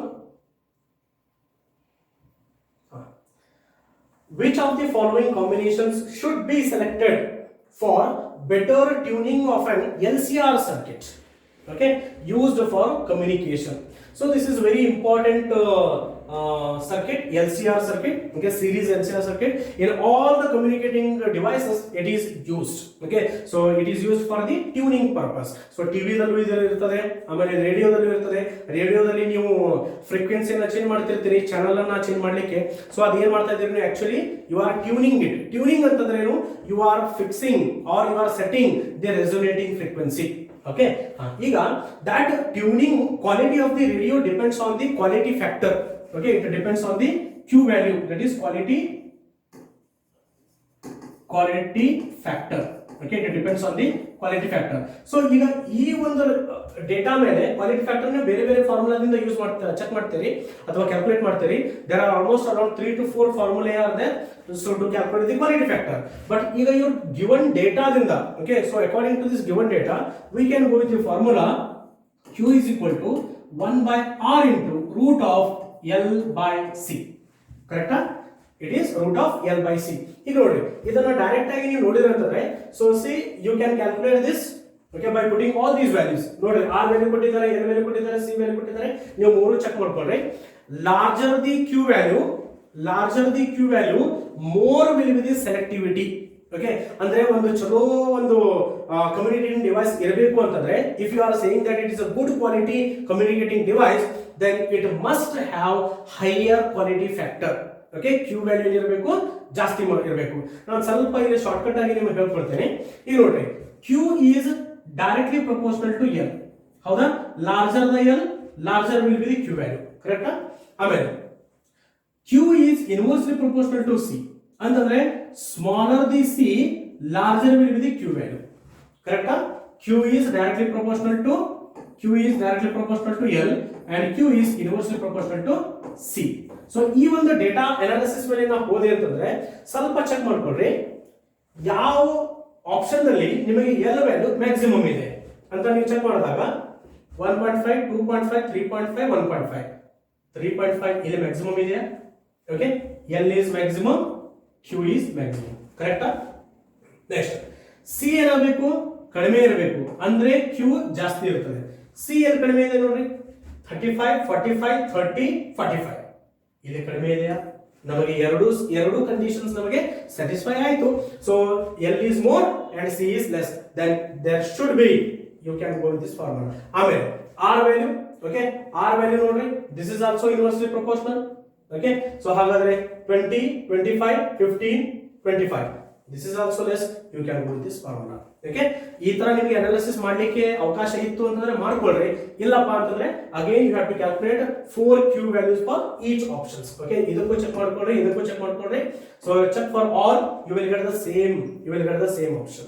Okay, yes, so that is it. Let us go with the next one. How does an inductor work? Storing energy as a magnetic field. A wire piece is charged, introducing resistance into a circuit, choking off high frequency AC. Okay, so we have learned that there are two storage elements are there. Okay, ಯಾವುದು? capacitor ಮತ್ತೆ inductor. Okay, so capacitor stores energy in the form of electric charges, inductor stores energy in the form of magnetic field. So ಹಾಗಾದ್ರೆ ನಮಗೆ easily ನಮಗೆ formula ಇದು option ಇದೆ ಇಲ್ಲಿ. So how does that inductor work? Inductor work by storing the energy in the form of what? Magnetic field. Okay, so let us go with this option. Now coming to power transmission, transformers use oil to keep them warm so that their windings operate properly, keep them cool so that they operate at optimum temperature, reduce the friction between the laminated layers of the core, increase the friction between the laminated layers of the core. Okay, ಇವೆಲ್ಲ options ನೀವು ನೋಡಿದ್ರೆ ಅಂತಂದ್ರೆ ನೀವು ನಿಮ್ದು day to day life ದಲ್ಲಿ ಅಲ್ಲಿ ಓಡಾಡಬೇಕಾದ್ರೆ ನೀವು ನೋಡಿರಬೇಕು, ಎರಡು ಕಂಬದ ನಡುವೆ, ಎರಡು ಪೋಲ್ಸ್ ನಡುವೆ ಟ್ರಾನ್ಸ್ಫಾರ್ಮರ್ ಅನ್ನು ಬಿಲ್ಡ್ ಮಾಡಿರ್ತಾರೆ. ಓಕೆ, ಸೊ ಅದನ್ನ ಅಟ್ಯಾಚ್ ಮಾಡಿರ್ತಾರೆ. ಆ ಟ್ರಾನ್ಸ್ಫಾರ್ಮರ್ ಎಕ್ಸಾಕ್ಟ್ಲಿ ಮೇಲ್ಗಡೆ ಒಂದು ನಿಮಗೆ ಟ್ಯಾಂಕ್ ಕಾಣಿಸ್ತದೆ. ಓಕೆ, ಯು ಕ್ಯಾನ್ ಸಿ ಒಂದು ಟ್ಯಾಂಕ್, ಒಂದು ಸಣ್ಣದೊಂದು ಟ್ಯಾಂಕ್ ಇರ್ತದೆ. ಆ ಟ್ಯಾಂಕ್ ನಲ್ಲಿ ಈ KEB ವರ್ಕರ್ಸ್ ಬಂದು, ಲೈನ್ಮನ್ಸ್ ಬಂದು ಅದರಲ್ಲಿ ಆಯಿಲ್ ಅನ್ನ ಫಿಲ್ ಮಾಡ್ತಿರ್ತಾರೆ. ಓಕೆ, ಏನಪ್ಪ ಏನ್ ಯೂಸ್ ಇದೆ ಇಲ್ಲಿ ಟ್ರಾನ್ಸ್ಫಾರ್ಮರ್ ಅಂತಂದ್ರೆ, ಈಗ ಟ್ರಾನ್ಸ್ಫಾರ್ಮರ್ದಲ್ಲಿ ಅಂತೂ ಯಾರು ಮೂವ್ಮೆಂಟ್ ಮಾಡೋದಿಲ್ಲ. ಈಗ ಫಾರ್ ಎಕ್ಸಾಂಪಲ್ ಎಂಜಿನ್ ದಲ್ಲಿ ನಾವು ಆಯಿಲ್ ಹಾಕ್ತೇವೆ, ಅಲ್ಲಿ ಮೆಕ್ಯಾನಿಕಲ್ ವರ್ಕ್ ಆಗ್ತಿರ್ತದೆ. So due to that mechanical work, due to reduction in the friction, so ಅಲ್ಲಿ ಆಯಿಲ್ ಅನ್ನು ಯೂಸ್ ಮಾಡ್ತೇವೆ. ಬಟ್ ಟ್ರಾನ್ಸ್ಫಾರ್ಮರ್ ದಲ್ಲಿ ಯೂಸ್ ಏನು ಅಂತಂದ್ರೆ, so in the transformer there are two types of we are having, that is step down transformer ಮತ್ತೆ step up transformer. ಅಲ್ಲಿ large amount of energy will be flowing ಅಥವಾ large amount of current is flowing. Due to the flow of current, okay, and the inherent resistance of the materials, there will be a large amount of energy is getting wasted in the form of heat. ಆ heat loss ಕಡಿಮೆ ಮಾಡಲಿಕ್ಕೆ, energy loss ಅನ್ನು ಕಡಿಮೆ ಮಾಡಬೇಕು ಅಂತಂದ್ರೆ ನಾವು transformer ಅನ್ನ cool ಮಾಡಬೇಕು. ಓಕೆ, ಅದನ್ನ ಕೂಲ್ ಮಾಡಲಿಕ್ಕೆ ನಾವು ಏನು ಯೂಸ್ ಮಾಡ್ತೇವೆ ಅಂತಂದ್ರೆ, we fill the oil there. So that oil will act as a coolant. ಯಾವ ತರ ಎಂಜಿನ್ ನಲ್ಲಿ ಕೂಲೆಂಟ್ ಅಂತ ಹಾಕ್ತಾರಲ್ಲ ವೆಹಿಕಲ್ ಎಂಜಿನ್ಸ್ ದಲ್ಲಿ, ಅದೇ ತರ ಟ್ರಾನ್ಸ್ಫಾರ್ಮರ್ ದಲ್ಲಿ ಆಯಿಲ್ ಅನ್ನು ಹಾಕ್ತಾರೆ. That oil will act as a coolant to that transformer. Therefore we can choose the option second one. Okay, so to keep them cool so that they operate at optimum temperature. Okay, now so next coming to the 29th question. The magnetic potential energy stored in a certain inductor is 25 millijoules. When the current in the inductor is 60 milliampere, this inductor is of inductance. Okay, so ಈಗ ನಿಮ್ಮ ಹತ್ರ ಒಂದು inductor ಇದೆ, ಅದರ value ಎಷ್ಟು energy store ಮಾಡ್ಕೊಂಡಿದೆ, 25 milli Jules. When the current in the inductor is 60 milli ampere, this inductor of inductance is. Okay, so again by using the storage of inductor, we can go with the formula. So that is stored energy U is equal to half Li square. Okay, half Li square. So ಈಗ ಈ ಒಂದು ಫಾರ್ಮುಲಾದಿಂದ ನಮಗೆ calculate ಮಾಡಬೇಕು ಈಗ inductance L. Okay, so L is equal to 2U divided by I square. Okay, 2 into 25 millijoules. So 25 into 10 raised to minus 3 divided by I square. I value ಎಷ್ಟಿದಪ್ಪ 60 milliampere ಅಂತಂದ್ರೆ 3600 into milli, 10 raised to 3, 10 raised to 3, 10 raised to minus 6 ಆಯ್ತು. ಕರೆಕ್ಟಾ? So if you calculate this, okay, so mathematical calculation ನೀವು ಮಾಡ್ಕೊಂಡ್ರೆ ಅಂತಂದ್ರೆ, so you will get 13.89 Henry. So this is the option what we are getting. So this is the method by to solving this question. Okay, so we are getting the formula 13.89 Henry. Okay, yes, coming to the last question. Which of the following electromagnetic waves have the longest wavelength? Okay, ಹೆಂಗೆ ಹೇಳ್ತಿರೋದನ್ನ longest wave length ಬೇಕು ನಿಮಗೆ. Okay, ನಾನು ನಿಮಗೆ ಒಂದು shortcut ಹೇಳ್ಕೊಡ್ತೇನೆ ಇದರಲ್ಲಿ.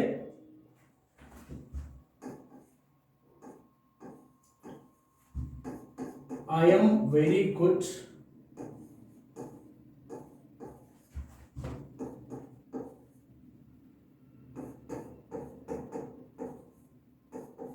exciting groups. Okay, I am very good in exciting groups. So ಇಲ್ಲಿ I ಅಂತಂದ್ರೆ infrared, V ಅಂತಂದ್ರೆ visible, G ಅಂತಂದ್ರೆ gamma rays. Okay, so ನಿಮ್ದು ಇದು X ಅಂತಂದ್ರೆ X rays. Here you are having groups. Okay, ಇದೊಂದು ಫಾರ್ಮುಲಾ ಒಂದು ನೆನಪಿಟ್ಕೊಳ್ಳ್ರಿ. So according to that, so here if you are going with a longest wavelength, so which is having the longest wavelength here? Okay, so it is having which is having the smallest frequency.